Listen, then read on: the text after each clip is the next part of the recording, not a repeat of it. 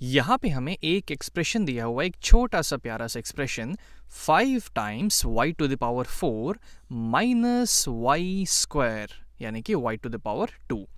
अब हमसे कहा गया है कि इस एक्सप्रेशन का वैल्यू पता करने के लिए जब y का वैल्यू 3, 1 और 0 होता है, तो सबसे पहले ये हमें बात पता है कि अगर हमारे पास कोई भी वेरिएबल है, चाहे वो x हो या y हो या a हो या फिर आप कोई भी रैंडमली उठा लीजिए, m उठा लीजिए, p उठा लीजिए, q उठा लीजिए, कोई भी वेरिएबल हो, तब उसके अंदर रिक्वायरमेंट के अनुसार जब भी जहाँ जिस चीज़ की ज़रूरत होगी हम कोई भी कांस्टेंट वैल्यू डाल सकते हैं। किसी भी वेरिएबल को हम किसी भी कांस्टेंट वैल्यू से रिप्लेस कर सकते हैं। अब इस क्वेश्चन में हमारा वेरिएबल है y और जो वैल्यूज़ हमको डालने हैं उस वेरिएबल की जगह वो हमें यहाँ दिए हुए हैं। तो चलिए सबसे पहले हम y की जगह 3 रख के देखते हैं, तब हमें क्या मिलेगा। मैं बस इतना कह रहा हूँ कि जो हमें एक्सप्रेशन दिया हुआ है 5 y to the power 4 minus y square, जहाँ जहाँ भी यहाँ पे y है वहाँ पे हमको 3 डाल देना है। तो चलिए डाल के देखते हैं। तो ये हो जाएगा 5 times 3 to the power 4 minus of, अब यहाँ फिर से y आ गया, तब हम इस y की जगह डाल देंगे फिर से 3 और उसका स्क्वायर। अगर आपके मन में ये आ रहा होगा कि अगर हमको सिर्फ y को ही रिप्लेस करना है तो वैसे भी तो इसको कर सकते हैं, 5 टाइम्स y की जगह हमने 3 डाल दिया और फिर माइनस फिर इस y की जगह हमने एक और 3 डाल दिया। लेकिन ये गलत है, ये गलत है। ऐसा क्यों? क्योंकि y टू द पावर 4 का क्या मतलब है? इस एक्सप्रेशन को मैं ऐसे भी तो लिख सकता हूँ 5 times y to the power 4 यानी कि y into y into y into y minus y square यानी कि y इंटू वाई। तो यहाँ 4 टाइम्स y है, सिर्फ एक टाइम y नहीं है। तो अगर हमको y की जगह 3 डालना है तो हमें हर y की जगह 3 डालना पड़ेगा, इसलिए हमने इसे ऐसे लिखा है। उसी तरीके से यहाँ पे y टाइम्स y है जो कि y स्क्वायर बन गया है, यानी कि अगर मैं इस y को 3 से रिप्लेस करूँ तो एक बार 3 आ जाएगा, फिर इस वाले y को भी तो मुझे 3 से रिप्लेस करना पड़ेगा, इसलिए ये 3 टाइम्स 3 यानी कि 3 स्क्वायर हो जाएगा।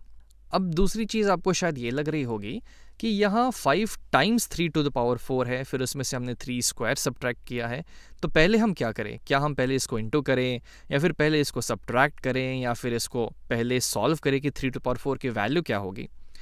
तो शायद आपको याद हो, हमने कहीं बचपन में पढ़ा था एक रूल जो अक्सर बहुत पॉपुलर हुआ करता था हमारे स्कूल में, बोर्ड मास रूल।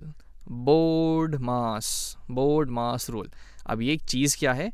तो ये कुछ नहीं है, बस ये हमें ये बताता है कि अगर आपके पास किसी भी एक्सप्रेशन में इनटू, डिवाइड, मल्टीप्लिकेशन, पावर्स वगैरह वगैरह हो तो सबसे पहले क्या करना है और उसको किस ऑर्डर में करना है वो हमें ये एक चीज़ बता देती है। इसका मतलब हुआ B for brackets, O for of या फिर ऑर्डर भी आप बोल सकते हैं, D से डिवीजन, M से मल्टीप्लिकेशन, A से एडिशन और S से सब्ट्रैक्शन। तो कहीं भी एक्सप्रेशन में हम पहले ये कोशिश करेंगे कि हम वहाँ से ब्रैकेट्स को हटा सकें। उसके बाद आता है ऑर्डर। इसको अक्सर आप एक्सपोनेंट्स समझ सकते हैं। एक्सपोनेंट्स होता है ऑर्डर का मतलब, यानी कि अगर हमारे पास किसी भी एक्सप्रेशन में किसी भी चीज़ का पावर है, जैसे 3 की पावर 4 हो गया, 3 स्क्वायर हो गया, 5 की पावर 2 हो गया, तो पहले इसे सॉल्व कर लेना चाहिए। वैसे ही उसके बाद फिर डिवीजन, फिर मल्टीप्लिकेशन, फिर एडिशन और फिर सब्ट्रैक्शन फाइनली कर सकते हैं।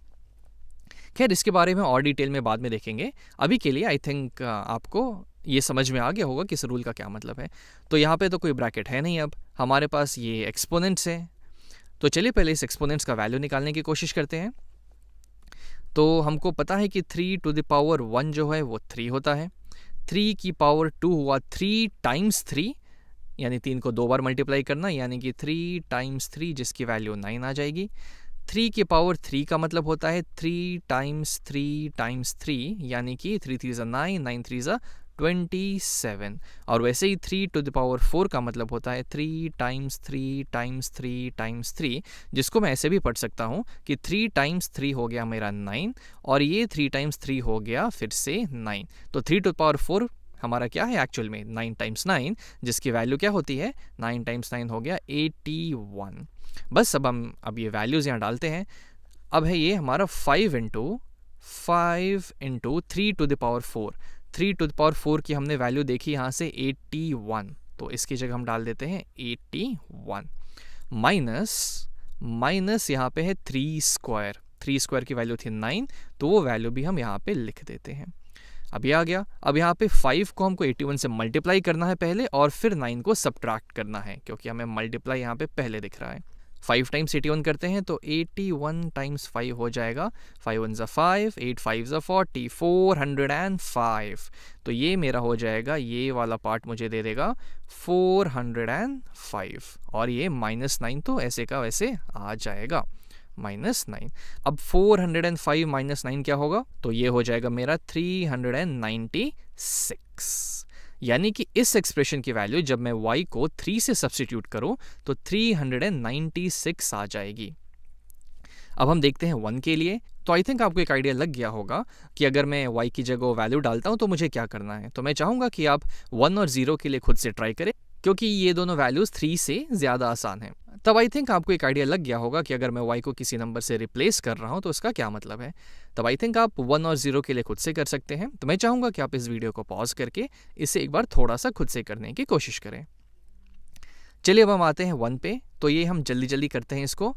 चलिए अब हम y को 1 से रिप्लेस करते हैं, y को हम 1 डाल देते हैं। तो ये हो जाएगा 5 times 1 to the power 4 minus 1 square. अब यहाँ पे है 1 टू द पावर 4। चलिए थोड़ी सी स्क्रीन हम पहले साफ कर लेते हैं। 1 टाइम्स 1 होता है मेरा 1, 1 टाइम्स 1 टाइम्स 1 भी होता है 1। अब 1 को आप कितनी भी बार मल्टीप्लाई कर लीजिए आपको 1 ही मिलेगा। तो 1 की पावर 4 1 ही होगी, तो ये हो जाएगा 5 टाइम्स 1 माइनस 1 का स्क्वायर भी 1 ही होगा। 5 टाइम्स 1 होता है मेरा 5 माइनस 1। अब 5 माइनस 1 हो जाएगा मेरा 4। तो इस एक्सप्रेशन की वैल्यू जब मैं y को 1 रखूँगा तो 4 आ जाएगी। उसी तरीके से अब 0 को डाल के देखते हैं। तो 0 तो खैर, अब 0 की तो क्या ही बात करें। 0 को आप कितनी भी बार खुद से मल्टीप्लाई कीजिए वो तो 0 ही आएगा। 0 टू द पावर 1 0 होगा, 0 टू द पावर 2 भी 0 होगा, 0 टू द पावर 3 भी 0 होगा, कुछ भी कर लीजिए 0 ही आने वाला है। तो अगर मैं यहाँ पे y को 0 से रिप्लेस करूं तो मुझे क्या मिलेगा, 5 times 0 to the power 4 minus 0 square. यानी कि 5 टाइम्स 0 माइनस 0, 5 टाइम्स 0 0 हो जाएगा, और 0 माइनस 0 हमें 0 दे देगा।